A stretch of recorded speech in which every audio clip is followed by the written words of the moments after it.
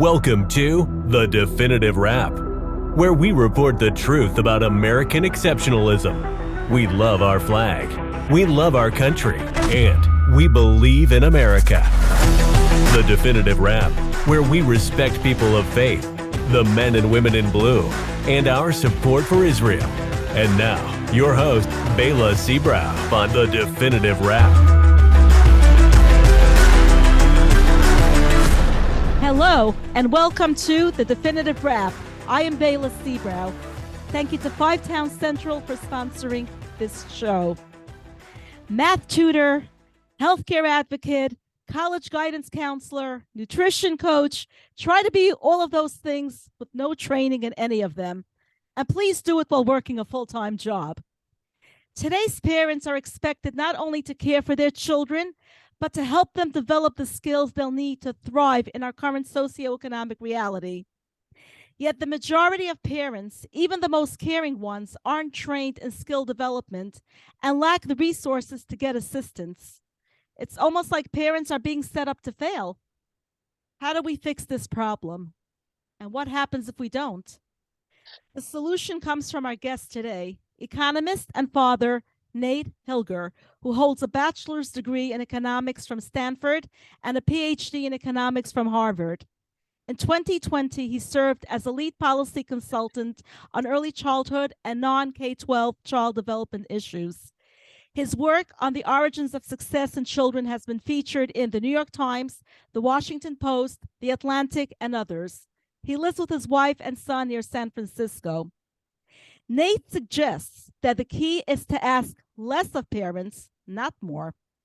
He argues that America should consider child development a public investment with a potentially monumental payoff, and that we need a New Deal-style program on the scale of Medicare to drive this investment. He calls it family care, and as he explains, and we will hear, to make this happen, parents must organize to wield more unified political power on behalf of children, who he points out will always be the largest block of disenfranchised people in this country. Do parents have the necessary political juice? According to our guest, if they follow in the footsteps of people over 65 and focus on their broader shared interests, they can make a program like family care as politically sacred as Medicare and Social Security. As for what's at stake, asking too much of parents results in lost opportunities that limit children's success and make all of us worse off. His book, The Parent Trap, is tremendously hopeful, and we will hear more. Nate, welcome to The Definitive Wrap.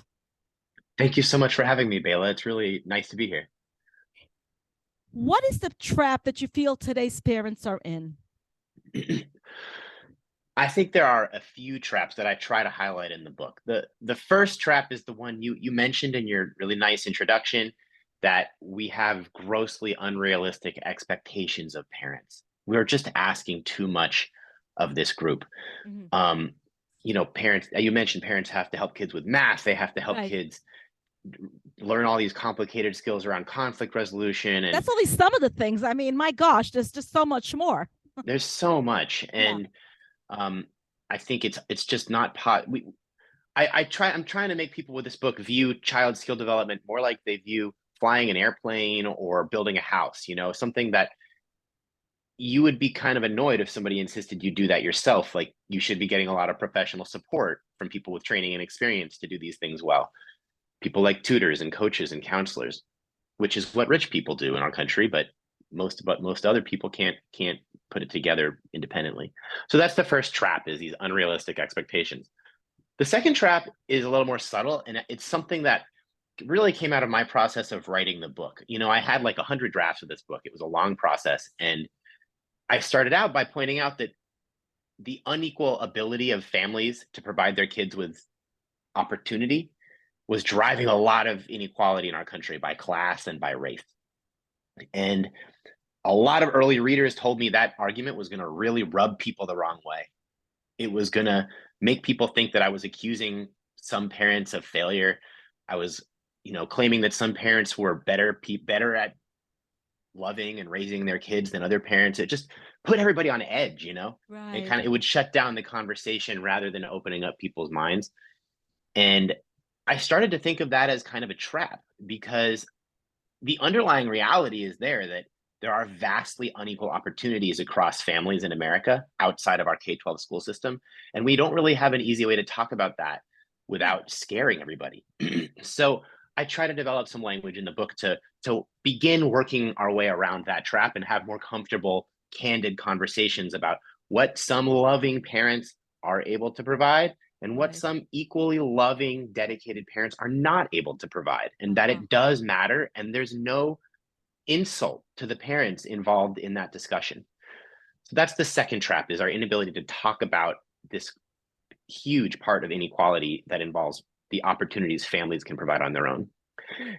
And then there's one more trap, which is that parents are really batting below their weight politically. We are a divided group. Are you a parent, Bela? I am, yes. But my Yeah, kids are older. My kids are adults. sure. Yeah. But parents are not anything like senior citizens. Senior citizens have come together. You mentioned this in your introduction. They formed this massive bipartisan lobbying organization, the American Association of Retired People. It has 40 million members. It recruits everybody to join, and you don't have to join based on some ideological thing. You just join because you want a discount at your next hotel stay, or you want Right. a discount when you go to Sizzler for dinner. It's just like very practical pocketbook strategies. And they do get some licensing fees from offering their reputable brand to good health insurance programs. So I think it's crazy to me that parents don't have an organization like this that starts recruiting us when we find out we're pregnant, when we go to our OBGYN Right. appointments, when we go to our pediatrician appointments. We so desperately need discounts on strollers and car seats Yeah. and baby formula and all I that stuff. agree. Yeah. It's a great time to Babies start. cost more than adults. A newborn baby costs more than an adult. Yeah, babies are very expensive, so it's a great time to start offering people practical discounts. Um, and so I think the third trap is getting parents to see that we have really big shared interests. We don't have to fight about guns and abortion and things where we have good faith disagreements with each other, just like senior citizens. We can come together and agree we need safe, excellent learning environments for our kids from age 0 to 5, after school, summer breaks. We need excellent college preparation and application Right. assistance. We need excellent tutoring. We need excellent counseling for mental health and behavioral problems. All the stuff that rich parents buy privately on their own. We all need access to that stuff because it really has been found in the data to benefit kids long term. Right. So how did we end up in such a spot? Because the previous generation somehow, I don't know, they seem to get it all together.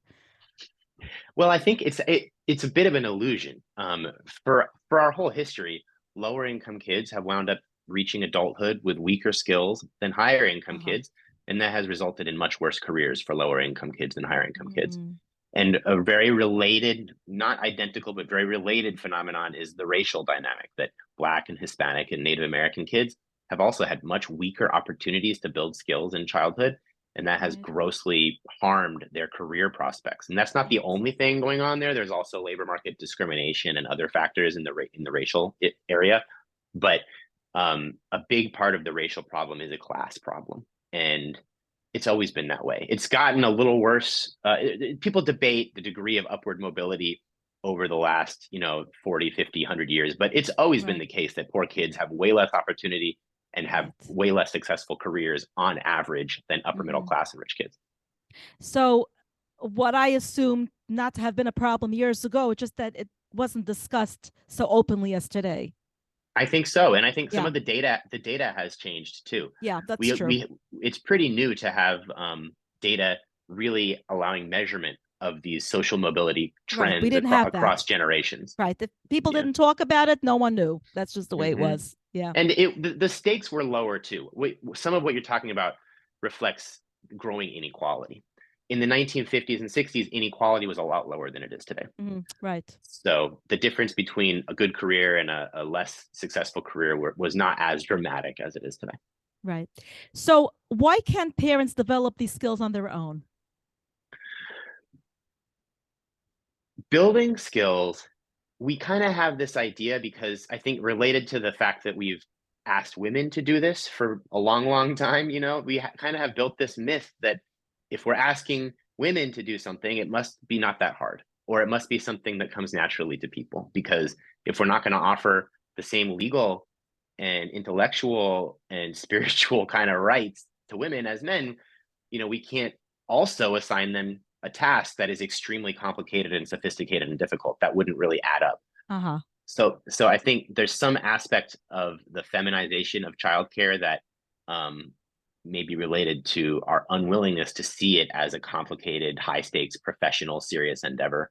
But the reason why I think it's really hard for individual parents to do this on their own is because it's more like building a house or flying an airplane. Like it's complicated enough that you get a lot better with a lot of practice. And the practice, I talk about 5 forces in the book. There are like structural forces that make it hard for individual parents to really become excellent at building skills.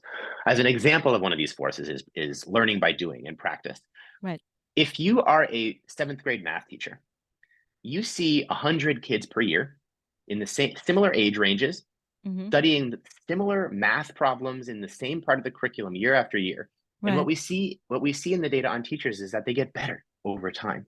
They get better at imparting knowledge and skills to their kids because they just learn tricks. They learn, not only do they become experts in the math, they become experts in the psychology and the coaching of different kinds of children's personalities. Right. It's a combination of knowing the skills yourself and knowing how to inject them into any given child's brain and body, and that's a very complicated thing. And the fact that teachers get way better year after year is kind of an alarm for parents, because we only have 1 or 2 or 3 kids, and they each go through each phase one time. If you have 1 or 2 kids, you get to see 7th grade math 1 or 2 times, right? And you get to handle that in your spare time, right? And that's true of every phase in childhood. You do not get the kind of practice that a professional gets, and it's going to make it hard for you to master the skill of imparting that kind of knowledge to that kid. Right. So that's one example of a structural force. There are several others that I talk about in the book. Another what about one. I'm just wondering that I want to lose my train of thought, because you mentioned 1, 2, 3 kids. What about families that have 7, 8, 9, 10 kids? In the Orthodox Jewish world, we have that. Yes, that is very rare in America today, but it still is, like, compared to the experience that a teacher gets with 100 kids a year in the same age range, you're going to get 10 kids, but that practice is going to be spread out by 1.5, 2, 3 years between each kid. So you're going to be forgetting things. So it's like kind of an edge case that isn't very common or relevant anymore. But if there were lots of people having 10 kids, it would be pretty interesting to see parents gaining proficiency in certain things over those rounds of practice. Right. Another example of a structural problem that makes it hard for parents is, economists call it asymmetric information, which is that it's really hard for you to know that you're not getting ripped off if you do try to outsource some of this skill development stuff. If you're not familiar with a lot of educational and healthcare bureaucracies, you might kind of get a sense that tutoring, suppose your child is struggling in math, and you think, okay, well, maybe tutoring would help. If you go online and search for a tutor, you're going to see a lot of for-profit companies trying to sell you tutoring, making big promises, and some of them are scams, and some of them are overpriced, and some of them are real. But it's really hard for an amateur loving parent to sort all that out. And so the result often is just, you kind of give up. You're like, I don't want to be ripped off. I don't want to do something stupid. This is overwhelming, and I have a full-time job and 10 other problems. So I'm just going to hope that my school teachers can help my kid overcome this problem. So those are examples. You kind of need to be an expert to, in some sense, to procure the services. That's not a simple problem. So asymmetric information and learning by doing are 2 examples of forces that make it hard for individual parents to solve these problems on their own. Wow. In your book, you suggest that parents having more political power could be part of the solution. Can you tell us more about that? Totally. We've talked a little bit about how parents should really follow in the footsteps of senior citizens, elderly folks, and form a mass membership bipartisan organizations such as the American Association of Retired People. To do that, one of my goals in the book is to help, along with other folks who have this idea, is to just get this idea going in the population and seed it with people, and hope that there are, a couple 100 million adults in America. I'm kind of hoping that 1 or 2 or 10 people hear this podcast and think, wow, nobody has started this organization. If you're an inspiring, charismatic person who is bipartisan by nature, and you have kids, you have an inspiring personal story, you are attracted to leadership opportunities, we need an organization like this. And so I'm hoping that we can just get everybody talking about this and recognizing the need for it.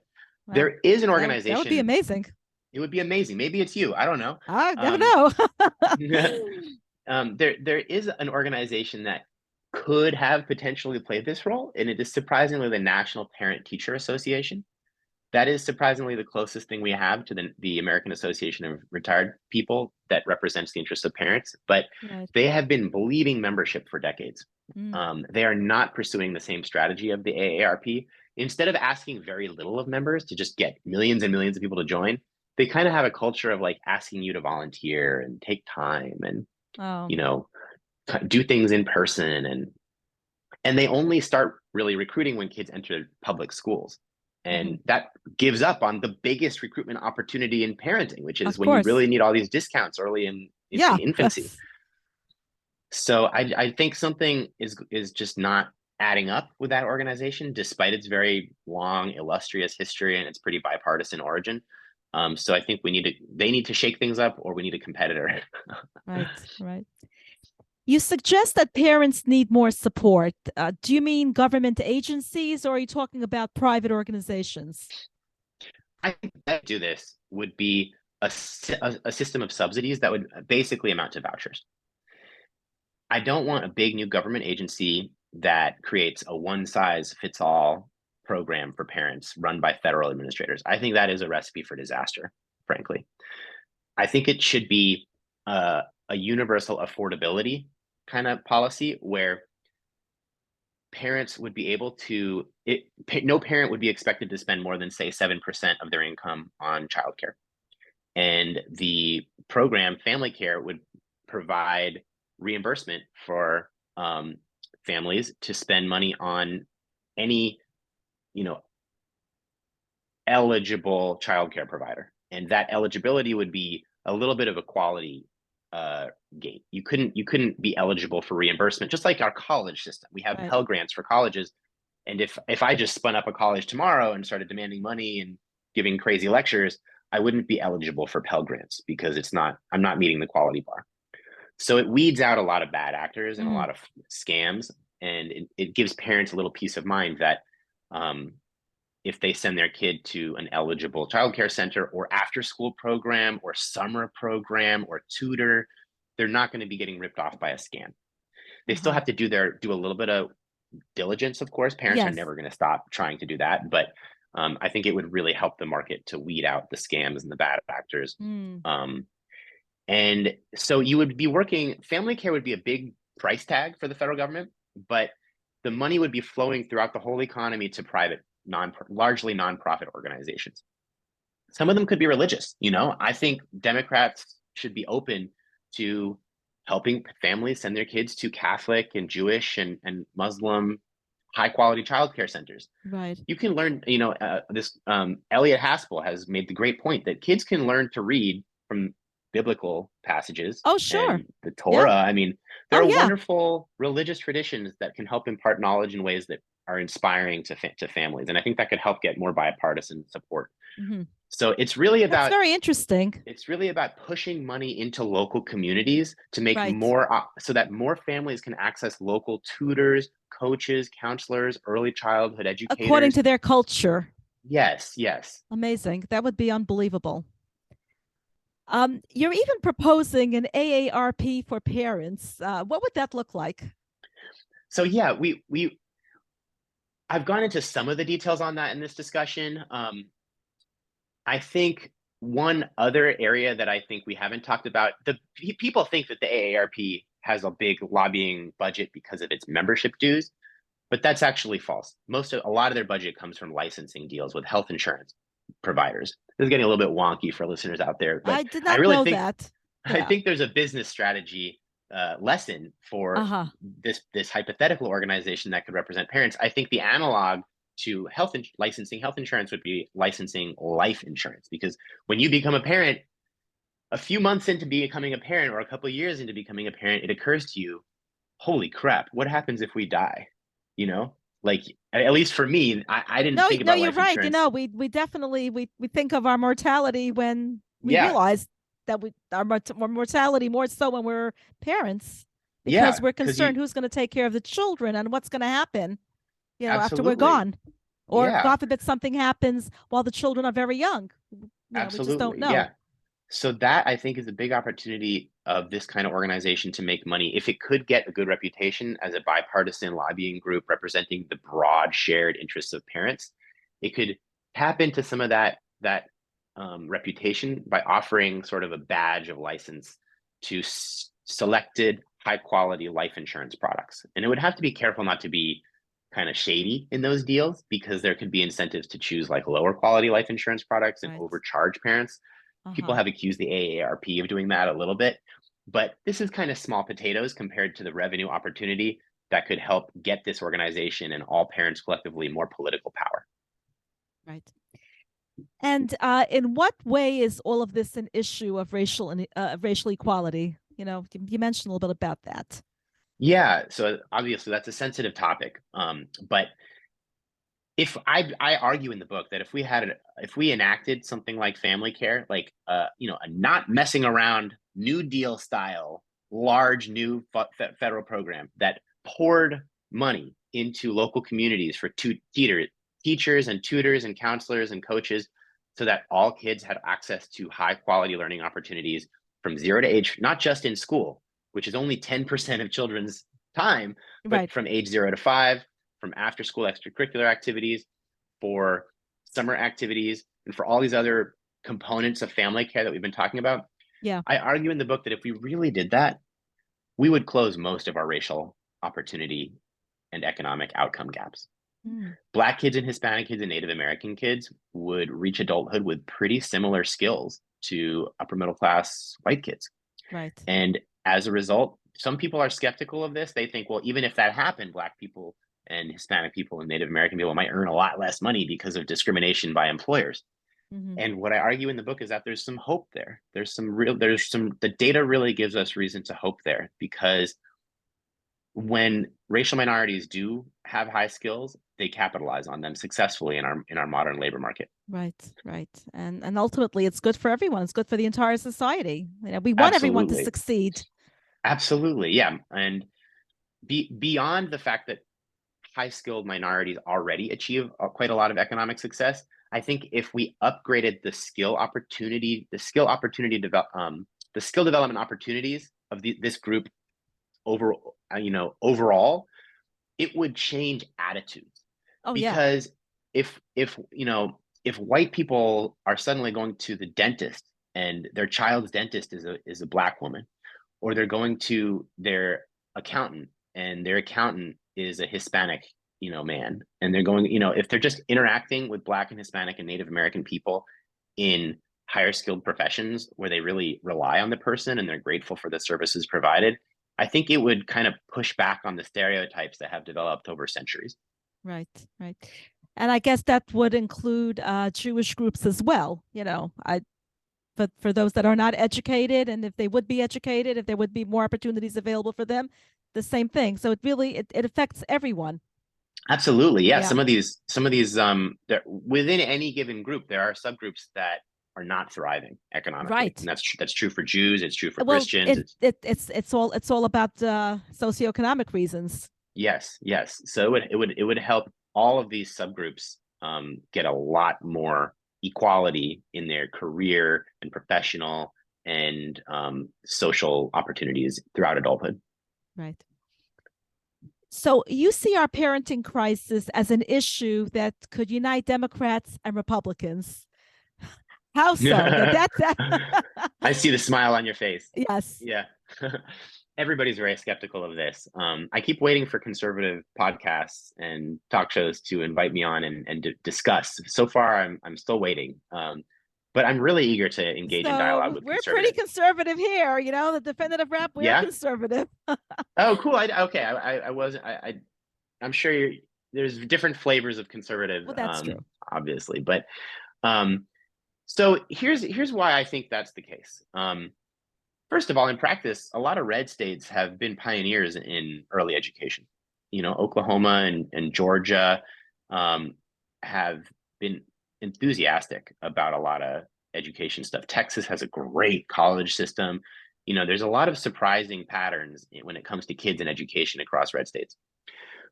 A lot of what conservatives say well, let me start with the punchline. I think we could frame family care as the best way to get a smaller government for adults is to embrace a bigger government for kids. Okay. The best way to get a smaller government for adults is to embrace a bigger government for kids. If you look at the determinants of all the things that conservatives care about, crime, who commits crimes, marriage, who gets married and stays married, two-parent households, who has kids out of wedlock versus in a stable two-parent family, employment, who consistently has a job and is contributing professionally to the economy, reliance on government welfare programs, you know, like food stamps and Medicaid and welfare. Right. If you look at all of these things that conservatives really value and worry about, all of them, the biggest predictor by far, bigger than every other thing that conservatives try to change, like taxes and you know, work incentives and all this stuff, the biggest determinant is educational attainment. What family care would do is it would dramatically increase educational attainment. Another first order massive determinant of these things is, so educational attainment is so powerful, it's influencing these things because it gives you such rich opportunities to develop your career. Right. Educational attainment is just one path to a better career. Family care would also invest in better vocational training and apprenticeships, Right. which would have roughly the same effect. You would be setting up a much larger share of Americans so that when they reach age 18 or 25 or whenever they start getting full-time jobs, they would be doing it with more confidence and offering a lot more value to employers. And they would all of these outcomes that conservatives talk about would just radically shift by like, you know, 20, 30 percentage points. There is no other policy on the table under discussion that would even come close to having these impacts. So that's why I think conservatives should be serious about this. You could reduce the number of people who rely on disability and unemployment and welfare and food stamps and Medicaid, because if we invested in kids early in this rich, serious, dedicated, bipartisan way, nobody would need, way fewer people would need these things. They would have successful careers. They would have husbands and wives, and they would have savings accounts. They would have homes. It would be a sea change in people's independence economically. It would be a win-win for all. Yeah. So I don't know. What do you think? If you're conservative, how does that register with you? I'm always trying to refine my message because I feel like there's something to work with here, but I'm not I think you've got some really great ideas, and I was very impressed when I read your book. So yeah, it's which is why I'm so glad that you're able to join us and share these ideas with us. What do you make of the Congressional Dads Caucus, which was just established at the end of January? I love it. I think it's great. I haven't followed it too closely recently. I hope they're partnering with, you know, whatever the moms in Congress are up to. It's kind of, I'm sure a lot of women out there groan a little bit when they see all this attention being given to dads who like are wearing their parent, you know, identity on their sleeve. Why not? Why not? You know, but it can only, you need allies. Everybody needs allies. And the fact is men remain the more powerful gender politically and economically in our society today. So the fact that men are shifting their identities to embrace parenting, I think it's a wonderful, wonderful development for kids. Oh yeah, I'm all for it. Yeah. So I'm excited about it. I actually sent a copy of my book to everybody in the Congressional Dads Caucus And I haven't heard anything yet, but I'd love to engage with them because I think they could be arguing for something like family care Mhm. and getting that conversation further Yeah. along. Yeah. So are the problems you're talking about mainly about lower income people, or do rich and well-educated parents have a stake in this as well? Rich and well-educated parents have a big stake in this as well. I mean, the country would be a lot safer and it would be a lot Uh-huh. more fun if we didn't have as many people reaching adulthood with severe problems, behavioral and emotional and cognitive issues that were left unresolved because of lack of access to opportunity.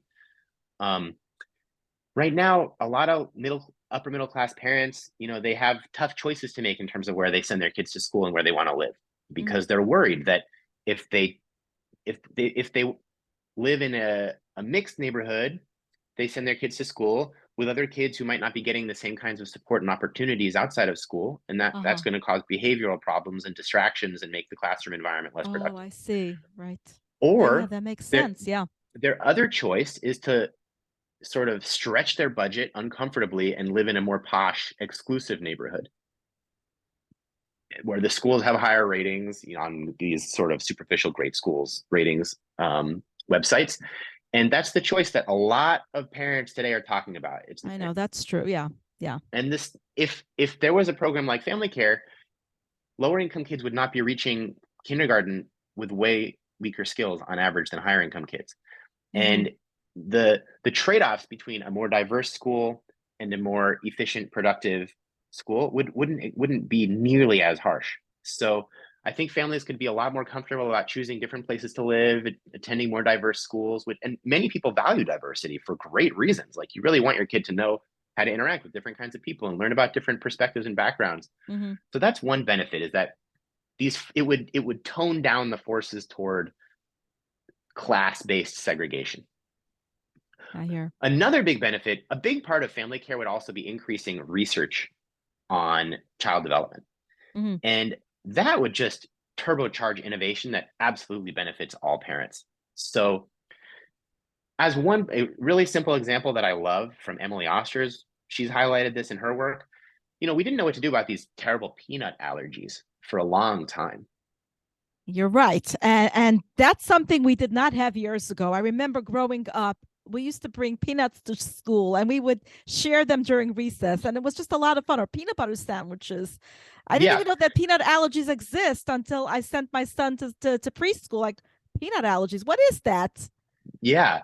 So that became a serious issue, and parents didn't know what to do about it because it's like a very scary thing. If your kid gets one of these peanut allergies, yeah, you can't enjoy peanut butter sandwiches. You Yeah, have to right, of watch out. course. You have to be so careful all the time. It's a And hassle. you have to keep them And away because kids that have peanut allergies cannot even smell it, cannot even, you can't even be in I the know same room. it's But this is crazy. something new. This did not exist years ago.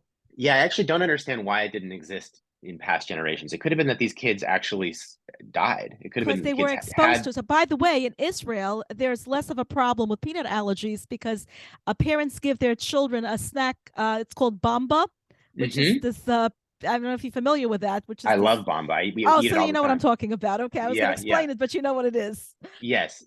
So this is just one example of how, based on research that was conducted, large scale clinical research, people discovered that Bamba was helping Israeli kids not Right, get peanut allergies. And right, parents didn't know whether to avoid peanut allergies by not having their kids eat peanuts early in life and just wait because it might be dangerous, or to get that peanut, right. get kids accustomed to peanuts early and often.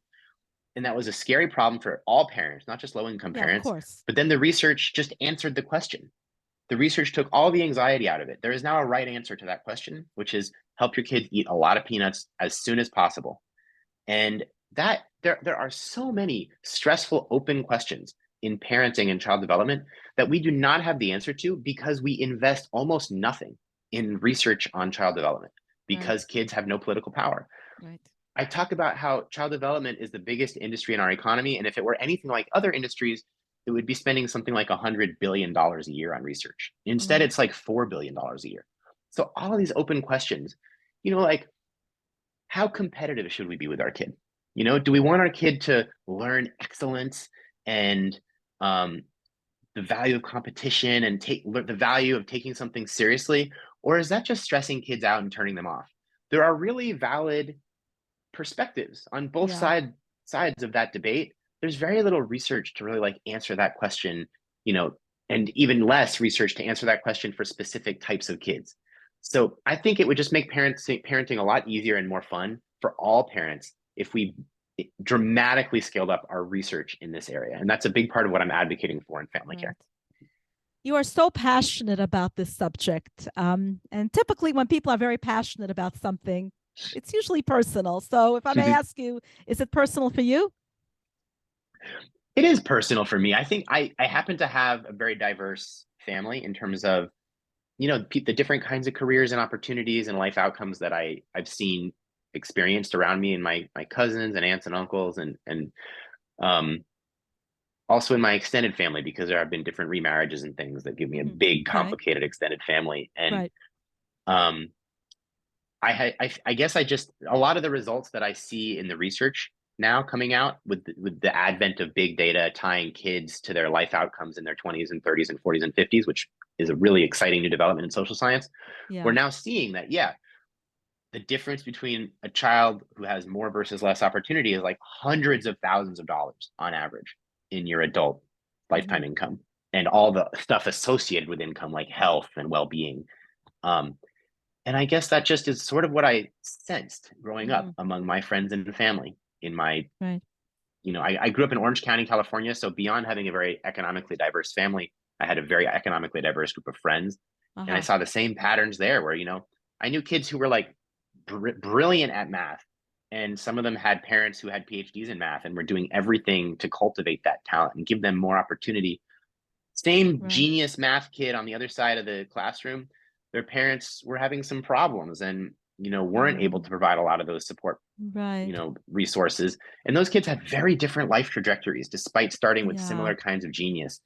So I guess I've just felt it up close and it pisses me off. And it just feels so un-American to me. And the more research has come out, the more it has seemed not like a naive utopian thing that we could address these problems. It really seems like we really realistically could. And I find that really exciting and frustrating. And I want people to know about it. Right. So how can people get in touch with you and find your book, The Parent Trap? You can get The Parent Trap at any bookseller, Amazon, Bookshop, Barnes & Noble. Your local bookstore can special order it for you if they're not carrying it. Your library can order it for you if they're not carrying it. It's a mass market available book. You can order it on buttons on my website, natehilger.com. And I don't really like social media, but if you want, you can follow me on Twitter at Nate G. Hilger, and I do post things a little bit. And I will share if I have any, op-eds or articles or anything that I want to share with folks interested in the book. Great. Thank you so much. This was just so amazing. And I have to tell you, when I first heard about The Parent Trap, there was a book years ago that had to do, I'm sure you know that story about The Parent Trap, where a set of twins that tried to get their divorced parents back together. So I was like, okay, what is this about? It's totally something different. Yes. Yes. Thank you. Great movie. Very unrelated. Yeah. Well, it started as a book and then it was a movie. Yeah. Yeah. Okay. Great. Yeah. Actually, I should read that book. Yeah. Thank you so much for joining us today and sharing such valuable information. Thank you very much, Bela. I really appreciated the opportunity to talk to your audience on the show. Of course. And thank you to our audience for tuning in. Thanks for listening to The Definitive Wrap with your host, Bela Seabrow. Be sure to tell your family and friends they also can catch The Definitive Wrap on Apple Music, Spotify, Google Play, and your favorite streaming service. See you next time on The Definitive Wrap.